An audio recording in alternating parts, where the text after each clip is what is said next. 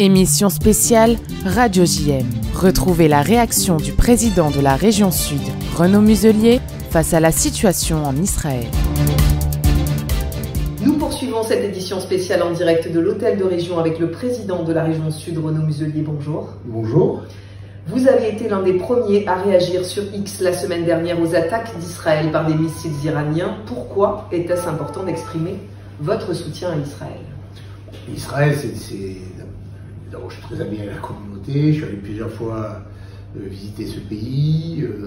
J'étais allé à l'époque, quand il y avait les Scuds qui étaient tirés, j'étais jeune conseiller général, et ça m'avait beaucoup marqué en fait, d'avoir l'obligation de mettre des masques contre les produits chimiques qui tombaient à l'époque. Et j'avais vu à quel point, au-delà de toute la communauté que je connais ici à Marseille, à quel point c'est un pays démocratique, compliqué, au carrefour d'intérêts multiples, avec des autocrates, des dictateurs. Mais ça, c'est quelque part le passé. Ils ont construit un très très beau pays. On voit les différents contrastes d'ailleurs quand on passe chez les voisins, parce que je connais très très bien cette zone. Et quand j'ai vu qu'ils étaient de nouveau attaqués là-dessus, j'ai manifesté mon soutien. Je ne vois pas très bien qui peut soutenir les Iraniens, qui sont quand même, on ne peut pas dire que ce soit une très belle démocratie, je ne crois pas. Les mollahs sont quand même, avec les ayatollahs, c'est ceux qui pilotent le Hezbollah, sont donc globalement une bande d'assassins, quoi. C'est quand même eux qui massacrent les femmes là-bas et qui les voilent. Donc je n'ai pas beaucoup d'affection pour ce régime, alors que j'ai beaucoup d'affection pour Israël, et je pense qu'il vaut mieux défendre les peuples qui sont proches qui sont des peuples démocrates et qui sont proches de nous, plutôt que des peuples qui veulent détruire les autres. Le président Macron appelle Israël à mettre, je cite, urgemment fin aux frappes sans lien avec le programme nucléaire balistique iranien. La semaine dernière, il était prêt à soutenir Israël. Aujourd'hui, le ton a changé. Est-ce que vous comprenez ces déclarations du président français? Je connais bien le président, vous savez, j'ai des proximités avec le président. Je ne suis pas toujours d'accord avec tout d'ailleurs. Mais pour autant, oui, c'est plus facile de justifier l'intervention israélienne quand les frappes sont autour d'enjeux militaires et nucléaires. Et donc ça s'explique. Donc il a raison quand il dit tapez là et tapez pas les civils. Mais en l'occurrence, ça gêne personne parce que dans leur démarche, ils tapent pas les civils. Donc là-dessus, il n'y a pas de difficulté. Le problème qu'on rencontre aujourd'hui, c'est qu'on a une escalade permanente.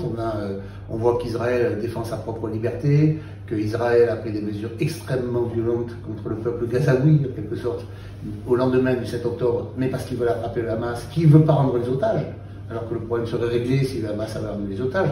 Et donc, je simplifie peut-être cette géopolitique, mais c'est quand même les fondamentaux. Dans les fondamentaux, il y a des voisins d'Israël qui veulent détruire Israël, voilà, c'est fondamental. Il y a Israël qui s'organise pour ne pas disparaître, et nous, et moi, et je pense que le président Macron aussi, défendons les gens qui veulent vivre libres. C'est le cas d'Israël. Parallèlement à ça, si vous avez pu le Hamas rendre les otages, je pense que la guerre serait terminée aujourd'hui. On n'aurait pas tout ce désastre humanitaire qu'il y a aujourd'hui à Gaza, avec des problèmes aussi chez le peuple israélien qui se pose des questions sur le sens de cette intervention, parce que les dégâts sont colossaux. Par contre, pour l'Iran, c'est différent. J'étais déjà secrétaire d'État aux Affaires étrangères il y a quelques années, il y a près de 20 ans. Déjà, Israël, ses dirigeants, quels qu'ils soient, plus le peuple, disaient nous interviendrons en Iran s'ils ont l'arme nucléaire. Ils le disaient déjà il y a 20 ans. Bon, ben aujourd'hui, on est arrivé à un peu carrefour où ils ont progressé, les Iraniens de leur côté, et les Israéliens sont conformes à ce qu'ils ont toujours annoncé. Donc, je n'ai pas beaucoup de surprise là-dessus. Maintenant, plus vite on s'arrête, mieux c'est quand même, parce que j'ai des amis qui habitent Israël, qui habitent Jérusalem plus exactement.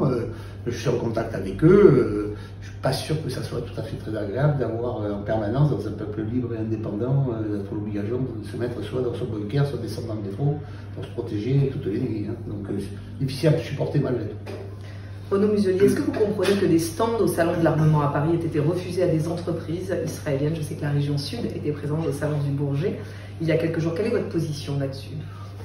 il y a la guerre dans le monde, hein, donc il y a des technologies modernes partout. Donc moi ça ne me gênait pas à outre mesure, honnêtement ça me posait absolument aucun problème même. Mais j'ai cru comprendre que le stand était autorisé, mais s'il n'y avait pas des armes d'attaque, que des armes de défense. Qui seraient utilisées à Gaza, effectivement. Et donc il y avait peut-être un accord qui était passé entre les Israéliens et les organisateurs du salon, et que cet accord n'a peut-être pas été respecté. Bon, mais à partir du moment où c'est un salon mondial d'armement, on monte ses armes. C'est un peu le but. Le préfet des Alpes-Maritimes a demandé au maire de la ville, Christian Estrosi, d'enlever les drapeaux israéliens sur la façade de l'hôtel de ville. Ce dernier refuse. Quelle est votre position là-dessus? J'étais tout à l'heure à Nice et il y avait le maire et le préfet, et donc ils s'arrangent entre eux. Hein, voilà. Christian Estrosi a précisé qu'il retirerait les drapeaux israéliens quand le dernier otage serait rendu à sa famille. Est-ce que vous êtes d'accord avec ça? Non, je ne suis pas tellement d'accord avec ça en fait. Donc je sais si Christian est mon ami, et on vient de faire un corridor aussi pour essayer de faire en sorte que soit ceux qui veulent aller en Israël ou ceux qui veulent rentrer parce qu'ils sont passés voir leur famille, ils sont coincés à cause du blocage de l'aéroport, qu'on puisse faire en sorte qu'il y ait cette liberté de circulation des biens et des personnes. Moi j'avais mis le drapeau israélien, j'avais mis le drapeau arménien lors du 7 octobre, j'ai vu et j'ai demandé à la majorité, pour ceux qui le souhaitaient, de regarder le film du massacre du 7 octobre, cette tuerie. Je pense qu'il y a des moments où il faut marquer les choses, mais je ne suis pas sûr que sur les édifices publics, il faille perdurer. Pourquoi? Parce que, en fait, en réalité, on voit aussi que certaines mairies autour de Paris, voire chez nous ici à Marseille, sont tentées de mettre le drapeau palestinien. Et donc, il ne peut pas y avoir deux poids, deux mesures. En fait, la République française est une indivisible. Je préfère qu'on n'importe pas le conflit israélo-palestinien ici sur notre territoire français, et que le drapeau européen, le drapeau français doit être là. Moi, je suis donc plutôt pour une opération de sympathie, de soutien, très forte, très ferme, très claire. Moi-même ici à la région, j'ai mis le drapeau israélien, et je suis à la porte d'Aix, on ne m'a jamais agressé, sur les frontons en solidarité au 7 octobre. J'ai reçu les familles des otages ici, officiellement. Je ne suis pas allé voir la synagogue, je les ai reçus officiellement. Et ici, on se retrouve dans un territoire, c'est pas pareil que Nice, ou à Marseille, tout le monde joue le double jeu dans les collectivités. Madame Vassal au département, elle est claire. Moi, ici, je suis clair. À la mairie, on n'est pas. Voilà. Donc, je ne voudrais pas que notre pays ait la possibilité de dire, en fonction de son opinion politique, tiens, si je mettais le drapeau palestinien sur tout le fronton de la mairie. Et ça, c'est quand même un danger qui peut exister sur un certain nombre d'endroits. Donc, faisons valoir les règles et les lois de la République. On va revenir sur ce corridor que vous avez mis en place avec Christian Estrosi pour les habitants de la région sud, c'est bien ça, qui se trouveraient en Israël et qui aimeraient donc être rapatriés? C'est un peu les deux en fait. Comment nous est venue l'idée? C'est assez simple. On a réussi le Congrès mondial des océans à Nice, qui était un succès phénoménal. Il y avait des Israéliens qui étaient là, et sauf qu'ils n'ont pas pu rentrer chez eux. Donc on s'est retrouvé dans une situation diplomatique incroyable, c'est qu'ils étaient chez nous, ils ne pouvaient pas rentrer chez eux. Et à ce moment, on a découvert aussi qu'il y avait des familles qui étaient allées voir leur famille là-bas, et qui ne peuvent pas rentrer. Aussi simple que ça. Et donc comment on fait? Donc on a cerné ce problème, on a apporté une solution, on apporte avec le Quai d'Orsay, et on essaie de trouver une formule pour sortir par la voie maritime. Dominique de Villepin était en visite à Marseille pour commémorer l'appel du 18 juin du général de Gaulle. Les présidents du Fonds social juif unifié Marseille-Provence, du consistoire israélite de Marseille et la présidente du CRIF ont refusé de lui serrer la main suite à ses nombreuses déclarations contre Israël depuis le 7 octobre. Vous avez surenchéri avec une déclaration publique. Vous avez l'air énervé contre Dominique de Villepin. Non, mais vous savez, on était ministres ensemble. C'était mon ministre et secrétaire d'État, on s'est affaires étrangères ensemble. J'ai beaucoup d'estime et d'affection pour Dominique en plus. Donc là, il m'a vraiment déçu. Donc je me suis permis de lui dire, tout simplement. Donc j'étais très surpris que le Premier ministre, l'ancien Premier ministre de la France, vienne déposer une gerbe ici à Marseille. Il dit, pourquoi faire? Pourquoi faire? À Marseille, quand il était Premier ministre, il n'a même pas aidé la ville. Donc c'est pas sa ville d'affection, il n'a jamais aimé particulièrement.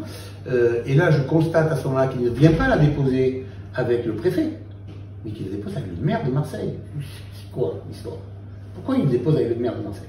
Et si les responsables de la communauté ont été très clairs avec le Premier ministre, en lui tournant le dos même, donc c'est avec M. de Villepin, ils le sont moins avec le maire, parce que c'est le maire qui le fait venir et qui lui donne la tribune quand même. Et ça, je suis assez surpris. Je suis contre ce qu'il dit. Bien sûr qu'en aucun cas, la ville de Marseille ne doit couper son jumelage avec Haïfa. En aucun cas. Voilà, ça, je le rappelle, mais il l'a dit. Très bien. Mais je ne vois pas l'intérêt de jumeler avec un territoire en Cisjordanie, en réalité. Parce que aujourd'hui, ces problèmes-là échappent au territoire, cette diplomatie de proximité. Aujourd'hui, vous êtes face à un peuple qui, je pense, souhaite la paix, ou s'ils veulent la paix, enfin, en tout cas, je l'espère encore un peu, mais en tout cas, pas leurs dirigeants. Aucun de leurs dirigeants nous disent « je veux vivre en paix avec mon voisin ». Et ça, c'est pas acceptable. Alors, comment pouvoir se jumeler avec une ville de Cisjordanie si les dirigeants centraux du pays central dont ils dépendent du pouvoir politique, dont ils dépendent, qui n'est pas d'un pouvoir politique démocratique, disent « je veux tuer mon voisin ». Non, jamais ça. Jamais. Et ça, je ne le cautionne pas. Donc, je me suis permis de le dire très clairement et de le rappeler aujourd'hui avec vous. Et évidemment, c'est à l'initiative du maire de Marseille, Benoît Payan, qui souhaite jumeler Marseille avec une ville palestinienne. Là aussi, est-ce que c'est une bonne idée? Est-ce que c'est le bon moment? Avec qui on va jumeler Marseille? Mais ça n'a aucun sens. Ça n'a aucun sens. Mais c'est là où le jeu est très ambigu. Alors en fait, comme ça n'a aucun sens de géopolitique et que le gouvernement français ne lui demande pas, pourquoi ça? Ben, tout simplement parce qu'il est débordé sur sa gauche par LFI et que LFI prend quelque part le vote pro-palestinien qui, à l'intérieur de sa propre majorité, est déchiré, et donc il fait cette démarche qui ne correspond pas à la paix sur le territoire français. Et donc je l'invite à plus de retenue.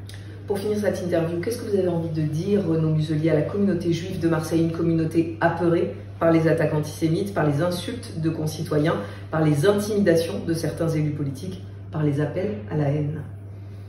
J'ai toujours été avec eux. Moi, je suis élu depuis que j'ai 66 ans maintenant. Moi, j'ai été élu à 27 ans, conseiller départemental dans le centre-ville de Marseille, notamment à rue Breteuil et à la Cantilado. J'ai toujours été là, j'ai toujours été contre le Rassemblement national. Je pense que les extrêmes amènent à la catastrophe. Et d'ailleurs, c'est peut-être le mariage de M. Netanyahou avec l'extrême droite israélienne qui nous amène dans cette situation-là. Je pense fondamentalement que l'extrême droite, dans sa globalité, nous amène dans une situation de rejet, de brutalité.